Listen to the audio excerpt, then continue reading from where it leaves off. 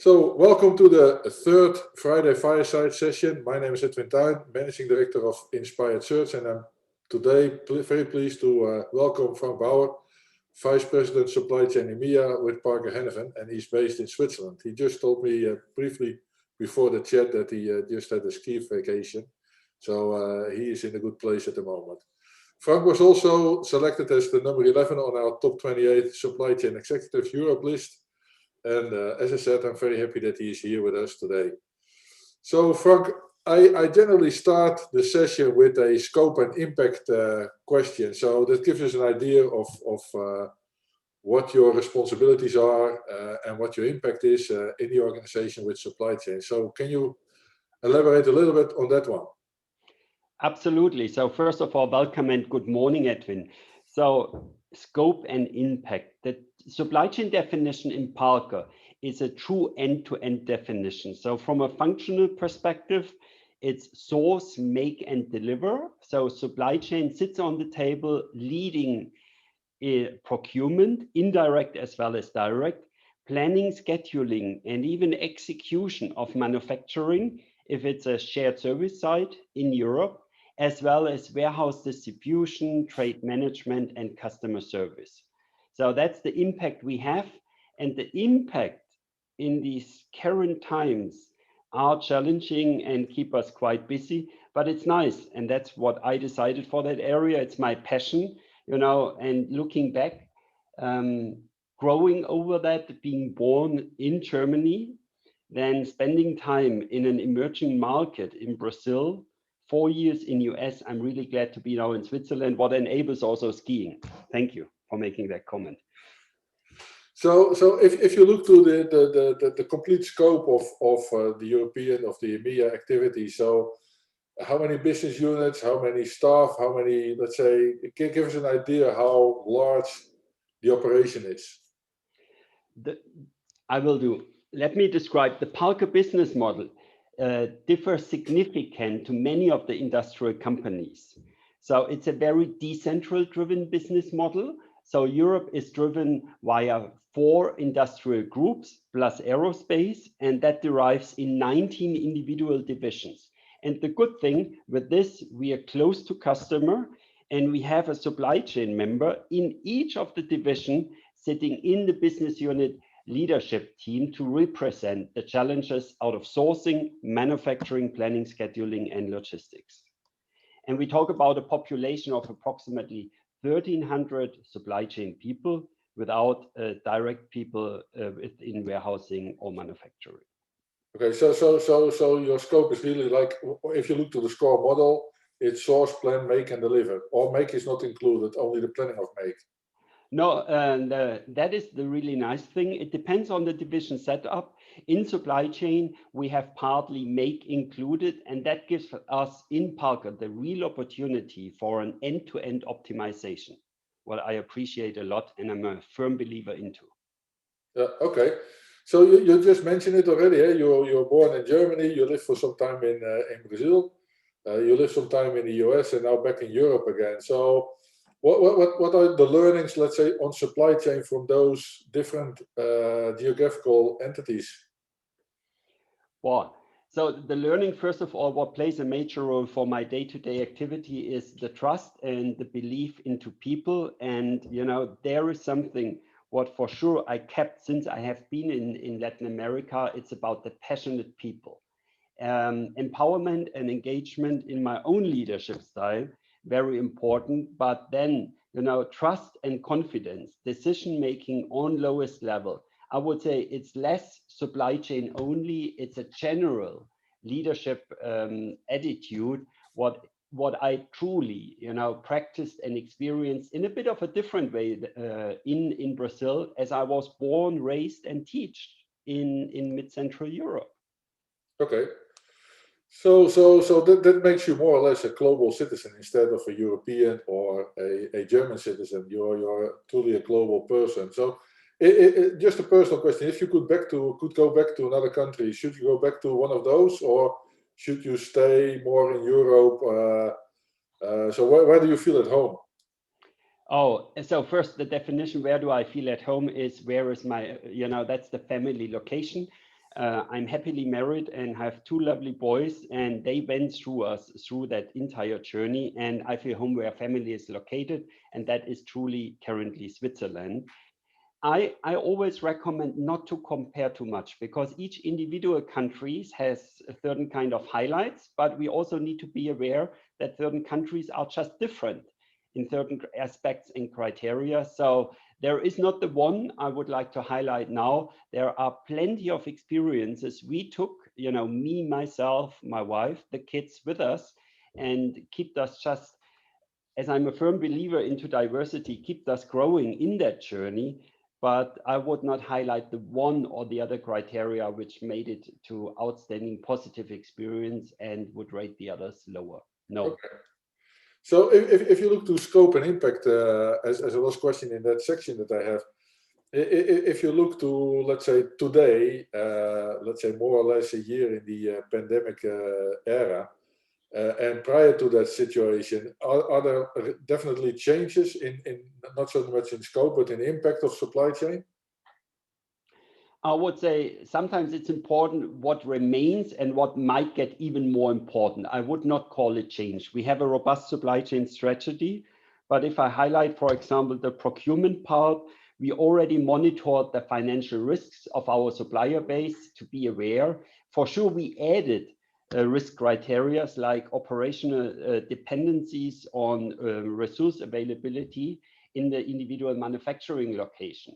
So that we have a focused approach on our supplier base, which we narrowed down to what leads to spend consolidation, but also makes it easier to evaluate risks permanently. And 1 year into COVID, not just financial risks, as we most probably did in the past, also adding other criteria and operational topics to the risk monitoring are a certain kind of remain consistent within the supply chain strategy, but add new topics where we need to have a bit more focus to remain. But the good thing, none of our supplier base let us down. We remained available to produce products in these pandemic times, in that difficult times, and not to let our customers down. And that makes me just happy. Okay, that sounds good, yeah. So if you look to leadership, and can you describe a little bit your leadership style and how that changed over time? The passionate people, I already made a statement that remains. That's part of my leadership style. I would say there is always a bit competitiveness, and I would say I would describe that as a winning culture. That went stronger over the time. And then it's all about result orientation and customer centricity and focus. And I can tell you, in an end-to-end responsibility for supply chain, that most probably gained over time, because it's important to tell the supplier base the story, what matters to value to deliver to our customers, to get a common understanding how they contribute to more than just the piece delivery, what they are in charge of. So okay. I would highlight these value customer gained importance over the years. So in an earlier interview that we did for a magazine, you said that the book by Hannifin, Winning with Accountability, is a quite impactful book for you. Can you share with us why we should read the book? Oh, first, it's simple to read. So it's not the book with more than 5, it's a very thin book. I could even pull it out now. It's easy to read and even easier to reread. It is very well clustered, and you can apply the technology, what defines accountability. And that in combination with emotional safe leadership, what we describe as empowerment and engagement on lowest level, I would encourage really to buy the book and have a look. It's worth taking the time, and you will not invest too much time reading the book. It's a thin one and well structured and easy to read. So if you can take one thing out of the book that you use on a daily basis, what should that be? That sounds with the accountability statement. So not to use certain words like should, could, or maybe if you do a firm statement, do it even with you get that today, latest by. And that is just something what I educate the organization permanently, as well as what I force myself to apply continuously to stay accountable to the statements I do in day-to-day business. That reminds me, on my voicemail on my cell phone, I have a statement that I will call back in 24 hours, because a lot of people, they say that they will call back as soon as possible. And that's a fake statement, you know, because for you, as soon as possible can be tomorrow, and for somebody else, it can be the next week. And that's why I use within 24 hours, because then people know what to expect. So that's maybe a simple example of it as well. And I recently a lot of comments on that statement as well. Edwin, I appreciate that, but in the same way, I appreciate you always being reachable, because I never got to your voicemail so far, but that are the statements we need to do as leaders. Yes. Yeah, exactly, yeah. So also on the screen, we can see that Parker says leading with purpose. So can you elaborate a little bit on that, what that means for you and what it means for your people in your team? Absolutely. So leading with purpose, first of all, is built out of our purpose statement, and we are industrial diverse manufacturer. And we lead engineering breakthroughs, and these breakthroughs have all a purpose. So it's us, the product service offering we are doing, as well as individually our leadership skills. And that is all built, as previously said, you know, we encourage passionate people, engaged leadership, and the customer perspective matters with a winning attitude. And that builds a bit the Parker values, which really fit nicely to my own value. Okay. If you look to let's say supply chain key attributes today and tomorrow. So if you have to hire, let's say, if you hired somebody about 5 years ago, you probably look to different skill set than you probably would like look today. So what for you are the key elements that some supply chain leaders should have? I would say that the topic what truly have been growing over the time is the topic of being capable to work with big data smart. So technology plays a major role, a crucial role, meanwhile, in supply chain. And just going back to the previous question about the pandemic, that we could match transportation data easily to sourcing data.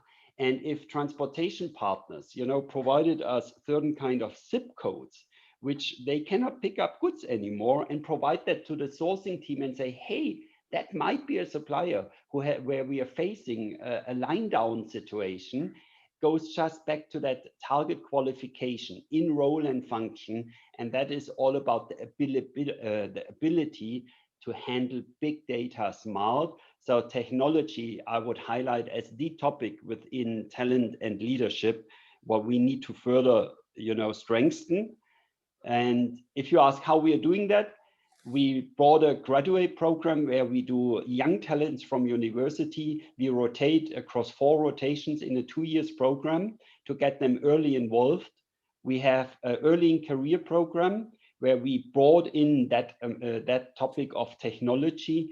And we have even senior development programs to disrupt them in their current environment, to take a closer look to that trend.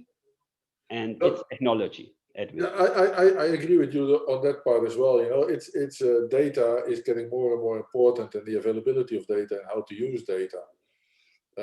One thing I didn't hear you say is that although you can understand data, you have to be able to translate them to sales and marketing, to clients, to other people. You know, so let's say a purely focused data analyst, in general, not by definition, but in general, is not the best communicator. So how would you like to combine those two? So first, good question. So it was not building up data, I would say analysts. It was about enriching the data side in current roles.